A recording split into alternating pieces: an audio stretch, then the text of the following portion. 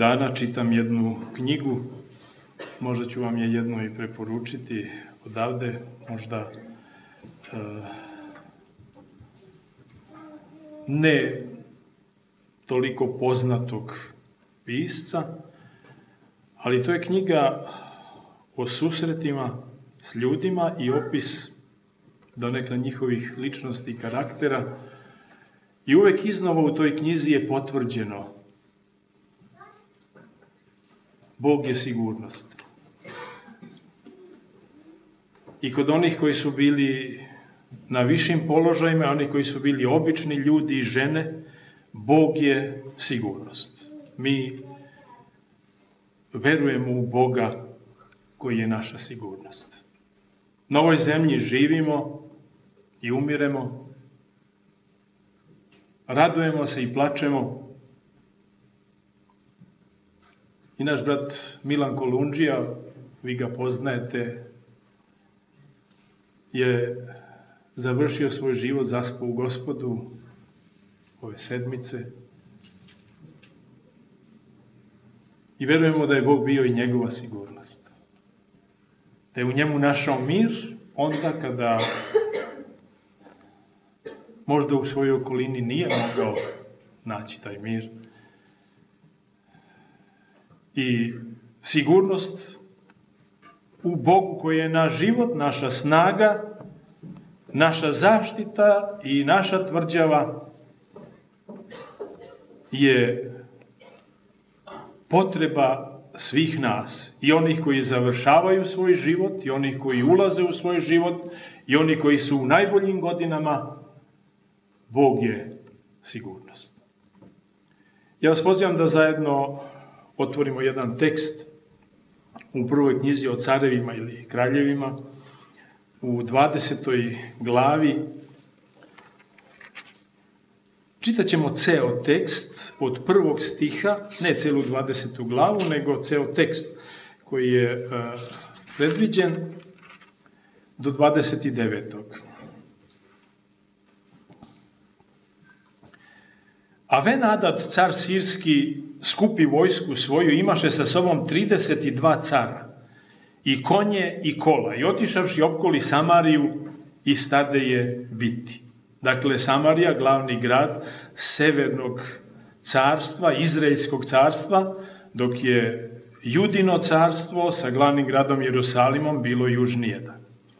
I posla poslanike ka Ahavu, caru Izraeljevu, u grad, i poručimo ovako, veli Ben-Adad: srebro tvoje i zlato tvoje moje je. Tako i žene tvoje i tvoji lepi sinovi moji su.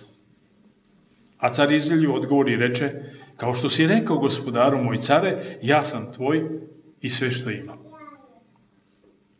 A poslanici opet dođoše i rekoše ovako, veli Ben-Adad: poslao sam tebi i poručio srebro svoje i zlato svoje i žene svoje i sinove svoje da mi daš.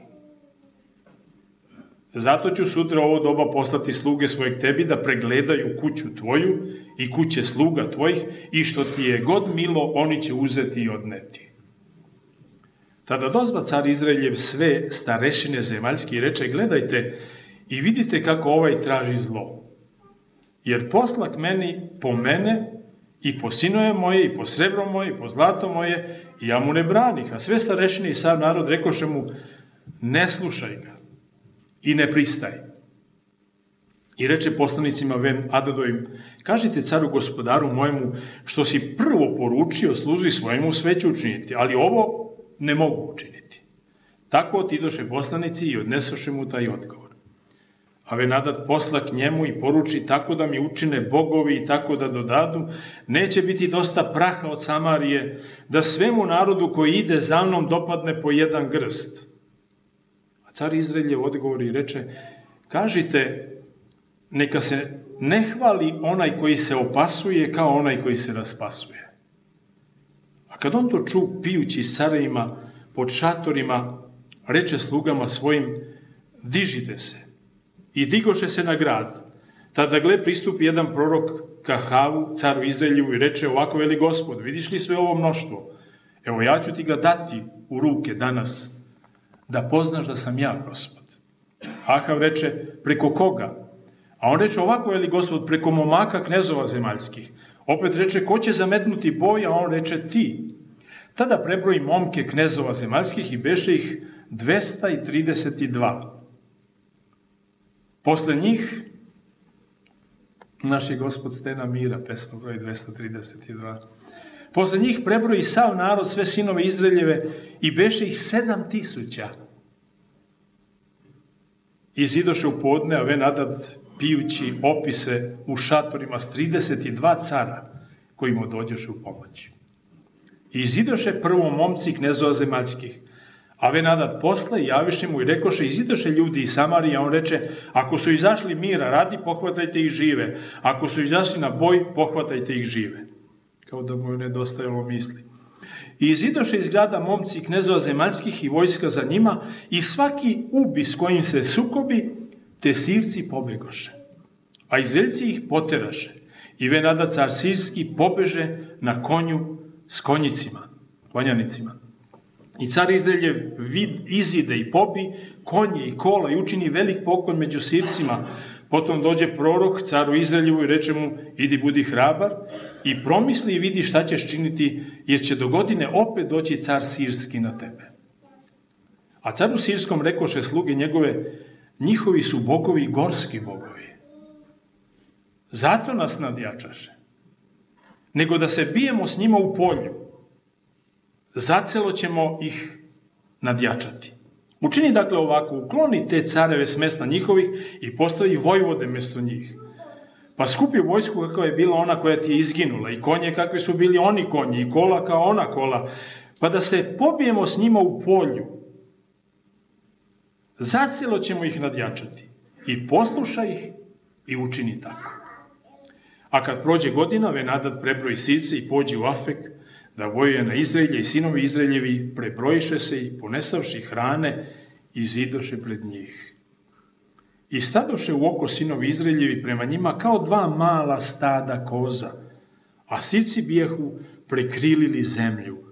Tada dođe čovjek Božji i progovori caru Izraeljevu i reče ovako, veli Gospod, što Sirci rekoše da je Gospod gorski Bog, a nije Bog poljski, zato ću ti dati u ruke sve ovo mnoštvo veliko da znate da sam ja Gospod. I stajahu u okolu jedni prema drugima 7 dana, 7. dana pobiše se i sinovi Izraeljevi pobiše Siraca 100.000 pešaka u 1 dan. Evo tu ćemo stati sa ovim tekstom. Tekst opisuje i danas i dalje događaje, ali misao koju želimo da osvetlimo danas smo već u 2 navrata dobili, pa bismo pogledali ove reči koje su zapisane i istakli ono što je važno.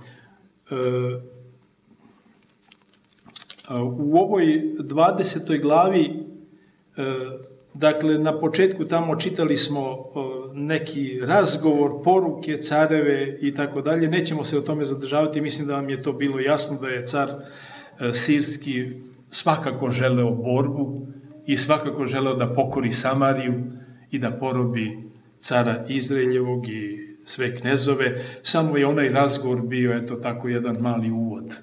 To je ono što smo mi nekada učili u istoriji, uzroci za rat i povod za rat. Uzroci su tu bili, dakle, ja želim da pokažem svoju vlast, a povod je bilo, eto, nije me poslušao car Izraelje da mi da svoje blago, žene, decu i sve ostalo. Možda ovaj izraz, samo što smo pomenuli u 11. stihu, a car Izraelje odgovori i reče, kažite, neka se ne hvali onaj koji se opasuje kao onaj koji se raspasuje. Nemamo tačno značenje, šta bi to moglo da znači. Ja sam ovako zamislio, koji se opasuje, on se priprema. Obično se mi ujutru, jel tako, opasujemo i izlazimo na posao, uveče se raspasujemo, raskomoćujemo i tako dalje, kad smo završili posao. Možda bi bila neka slična izreka koja bi se rekla, prvo skoči pa kaži hop. Nemoj da se hvališ unapred. To je ovako samo jedno malo tehničko objašnjenje, onda da pogledamo događaj, dakle 2 događaja, 2 borbe, 2 rata, oba puta malo Izraeljaca, oba puta prorok daje sigurnost da će Bog doneti pobedu narodu. Božja pomoć je dakle bila neophodna u ovoj borbi. Tu su izražena i pogrešna verovanja. Bog je njihov gorski Bog. On radi u planinama, u brdima, na uzvišenim mestima. A hajde da se mi u polju pobijemo u ravnici, pa ćemo mi pobediti, naši su ravničarski bogovi. Vidite, to je ideja o kojoj ćemo se mi malo više baviti, jel tako? Ali dok govorimo o ovim pogrešnim verovanjima, možda pomenem neke stvari koje mogu i za nas da budu pogrešne u životu. Prvo to pogrešno verovanje koje je ovde gorski Bog i poljski Bog. Bog je dakle svugde, na svakom mjestu i Bog kaže ja sam Gospod. Ja sam Gospodar. Bez obzira na geografsku situaciju. Pogrešna verovanja mogu biti razna. O Božjoj dobroti možemo pogrešno verovati. Misleći da Božja dobrota sve pokriva. Budimo oprezni da ne uđemo u pogrešno verovanje. Mi možemo imati pogrešno verovanje o Božjoj sili,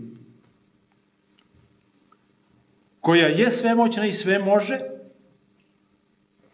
ali koja nije uvek na delu, jer mi kao ljudi ne ispunjavamo uslove koje je Bog dao. Mi možemo imati pogrešno verovanje o Božjem gnevu,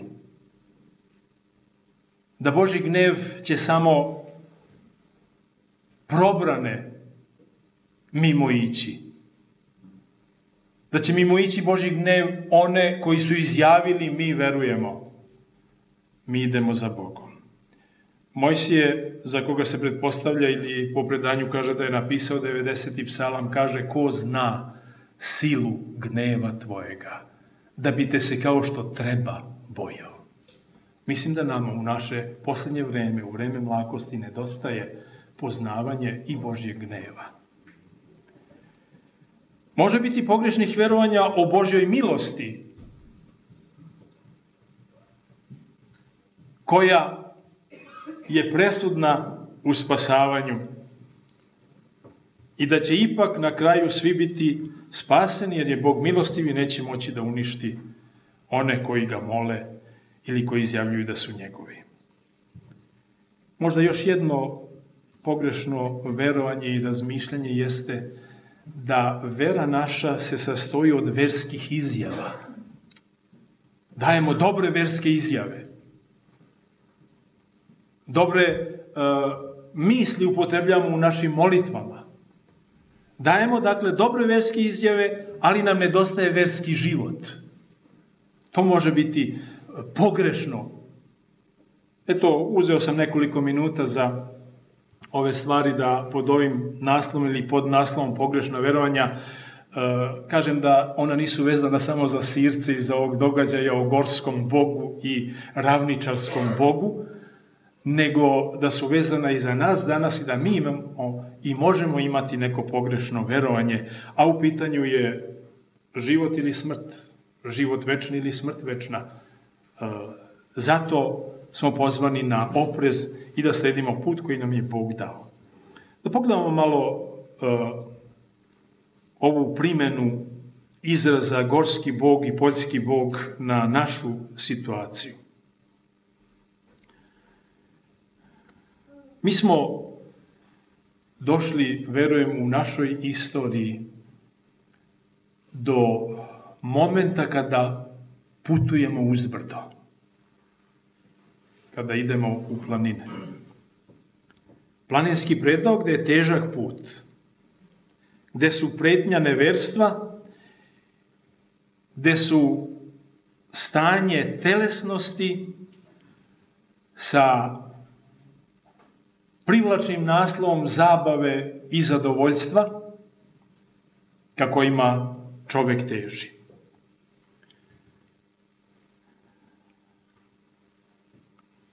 Različita mišljenja, različiti ukusi, različiti stavovi. To sve čini naše putovanje otežalim. Put vodi, dakle, kroz teškoće i opasnosti, kroz sukobe i situacije kada je teško održati jedinstvo. Kada je teško delovati kao jedno telo, kako Biblija uči o crkvi. Ali ne zaboravimo, naš Bog je i gorski Bog. On nas vodi i planinskim stazama. I zato, u mnoštvu mišljenja koje postoje na ovoj zemlji, koje postoje u crkvi, koje postoje u našim diskusijama, obrati pažnju na Božje mišljenje. Čini mi se da nekada vrlo malo kažemo šta Bog misli i šta Bog kaže.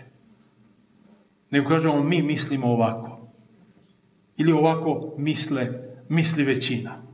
Ili ovakva je kultura u kojoj živimo. Dakle, u mnoštvu mišljenja obrati pažnju na Božje mišljenje. Biblija, spisi duha proroštva, savest s koju nam Bog govori. U traženju izlaza, pogledajmo na izlaz koji nam Bog pokazuje. Ja sam jednom, to sam možda i pričao, na jednom aerodromu, da li to beše Hitro ili onaj dalji, ne mogu da se setim, brata Dragišu Vidačka sam ja vozio na aerodrom, on me je zamolio njegovim kolima, a žurili smo. I kad smo stali tamo, kad je parkirano, on je jednostavno zgrabio svoju tašnu, kofer šta je imao i otrčao. I ja se premestio na sedište vozača, to je bilo u stvari, volan je tamo na desnoj strani. I da okrenem ključ, nema ključa.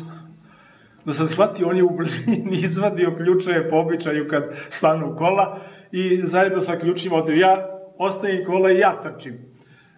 Za njim, tražim ga, pitam neke, da li ste vidjeli jednog mladog čoveka, gura u kosu, ovo ono, žurio je, niko ne zna, nikoga nije video, dođem tamo gde se ulazi, nema nigde Dragiše. I ništa, šta da radim, ja se vraćam, već vidim tamo milicija, policija stoji kod kola i traži objašnjenje šta je. A tu je bila još jedna studentkinja koju smo prevozili, ona je bila sa policijom i ja se približavam onako šta ću ja sada, a ona drži ključeve. Nekim drugim putem Dragiša se vratio, otrčao, pa opet otrčao, stigao je on i na avion i tako se to završilo. Ali ovo je sad moment, mi smo došli kod reči izlaz. U traženju izlaza, pogledajmo na izlaz koji nam Bog pokazuje. Pitam ja jednog tamo službenika koji održava higijenu na aerodromu, gde se izlazi. On kaže, znate, taj govorni jezik je drugačiji nego iz knjiga. Ja opet pitam, on kaže, veja. I onda treći put ga ja pitam, on pokaže rukom, veja.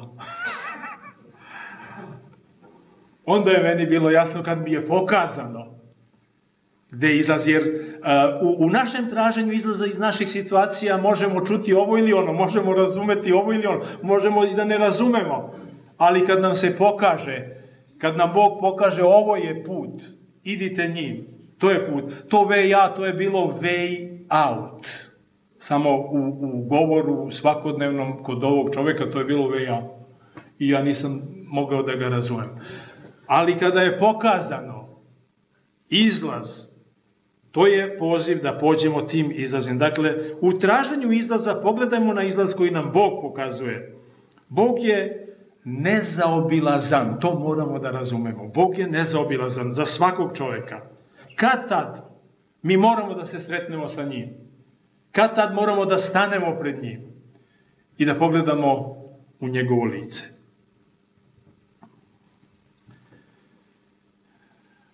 Ravnica za naš duhovni život kao da je prošla. Ja ne znam da će opet doći neka ravnica, znate, da bude slobodno onako, da se opustimo na tom putu. Ja kad silazim negde iz planinskih predela, uvijek mi uši se nekako zaglunu, pa treba zevati dok ponovo počnemo da čujemo i tako dalje. Ali ravnica je lakša za putovanje. Da li ćemo još u našem životu, ja govorimo o našoj crkvi kao celini, da li ćemo još doći u ravničarske predele, ne znam. Mislim da nećemo. Sve ide svome kraju. Ali ako i bude neka mala ravnica i neka mala zaravan, mi treba da znamo da je Bog naš i ravničarski Bog. Da je on i poljski Bog, kao što je i gorski Bog, i da on želi da nas vodi tim putem. On je isti Bog u Bosni i u Vojvodini.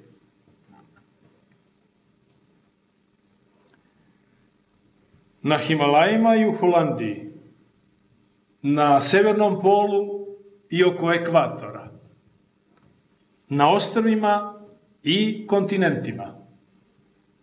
Bog je Gospod, on je Bog i u planini i u ravnici. Da pogledamo još jedno malo poređenje u vezi sa tim. I visoka gora može za nas biti ravnica.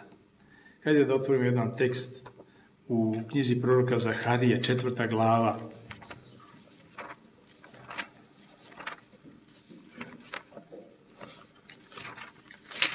Znači, knjiga proroka Zaharije, 4. glava,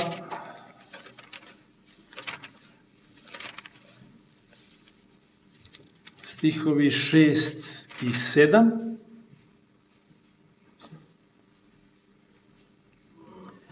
A on odgovori i reče mi govoreći, to je reč Gospodnja Zorovavelju, ne silom ni krepošću, nego duhom mojim, veli Gospod nad vojskama. Šta si ti, goro velika, pred Zorovaveljem? Ravnica. I on će izneti najviši kamen s uslicima, milost njemu.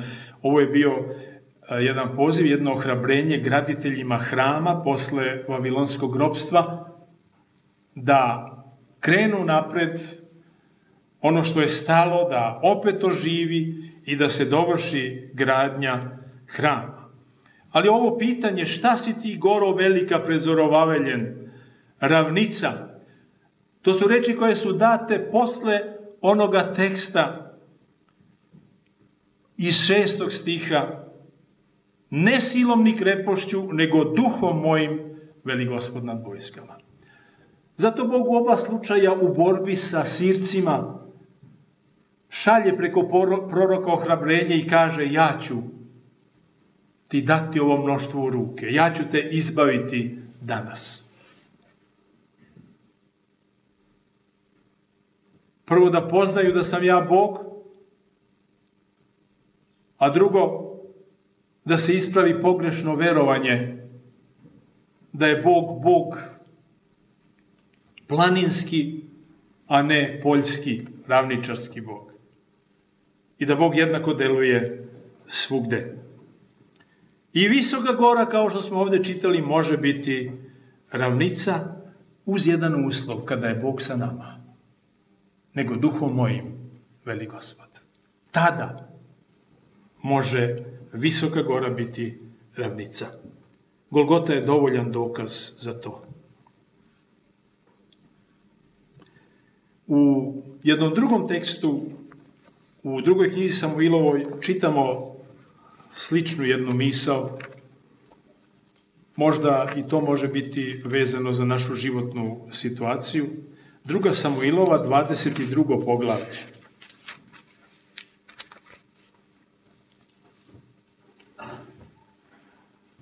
30. stih, možda i 31. Eto, imam dosta tekstova ovdje, to jest možemo još čitati, ali evo nekoliko stihova. S tobom razbijam vojsku, s Bogom svojim skačem preko zida. To je bila slika onog osvajanja i borbe. Zid je bio gradski zid, utvrđeni zid.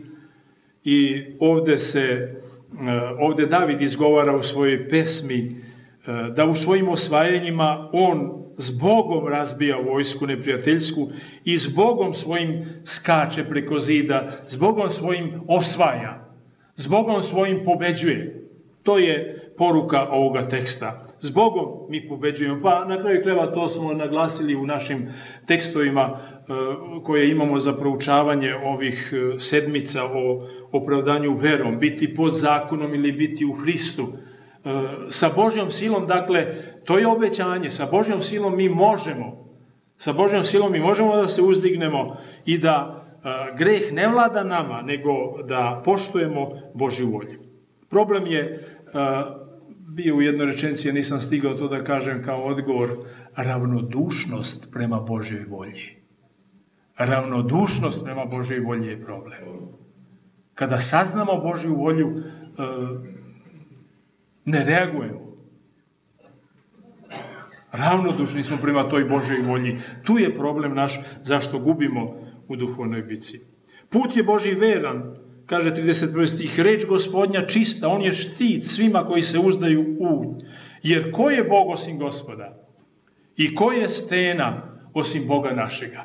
Upravo to je Bog dokazao u ova dva ratna susreta sa Sircima i sa onim carevima, 32 cara što su bila, i sa svim tim kolima ratnim njihovim i ogromnim brojem pešaka koji su došli da prekriju zemlju Izraeljevu, ali izgubili su, jer ko je Bog osim Gospoda i ko je stena osim Boga našega.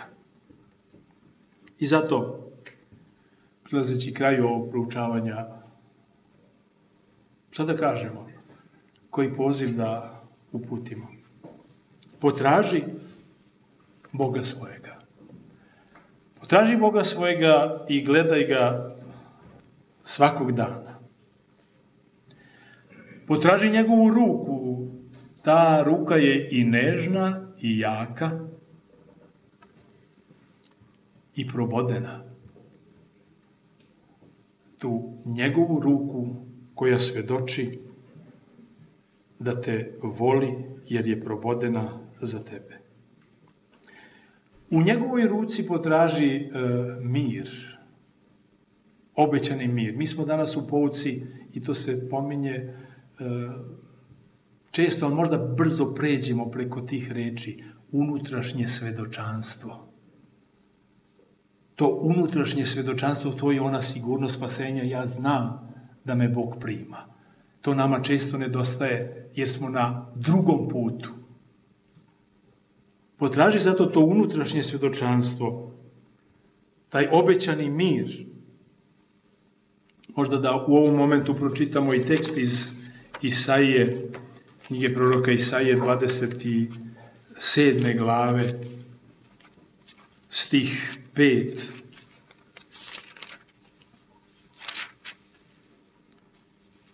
Ili neka se uhvati za silu moju da učini mir sa mnom, učinit će mir sa mnom. Tu imamo i obećanje Božje. Ako ga potražimo da učinimo mir sa njim, učinit će mir sa mnom. To je obećani mir. Opravdaš se dakle verom, kaže Rimljanima 5.1, imamo mir s Bogom kroz Gospoda svojega Isusa Hrista. Unutrašnje osvjedočenje da je Bog naš i planinski i ravničarski. Da je Bog naš na svakom mestu i da Bog naš ima silu i kada sam u kući, i kada sam u crkvi, i kada sam u opasnosti, i kada sam na godišnjem odmoru. On je tu, moj Bog, da me štiti, da me brani, da mi da mir. Pa i u pesmama našim mi pevamo o miru, sačuvaj mir, Bog pored tebe je, ima jedna pesma. Ili ona pesma, možda ćemo je nekad i čuti ovde, možda od nekog soliste, ti si tražio mir, više vere za spas. Nećeš imati nov, dok na oltar ne položiš sve.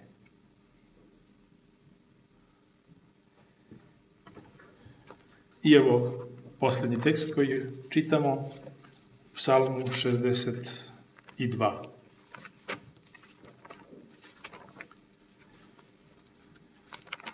Tri stiha ćemo pročitati iz ovog psalma. 62.